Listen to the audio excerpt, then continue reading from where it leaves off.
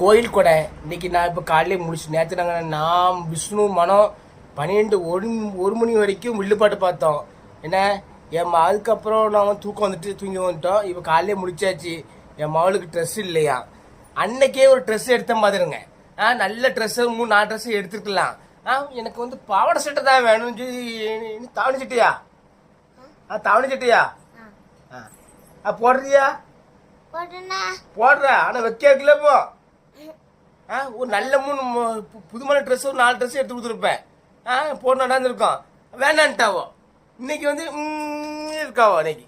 அதனால இன்னைக்கு என் மகளுக்கு 2-3 ட்ரெஸ் எடுத்து கொடுக்கணுமா? அப்பா சொல்லி எடுத்துரு வேணுமா?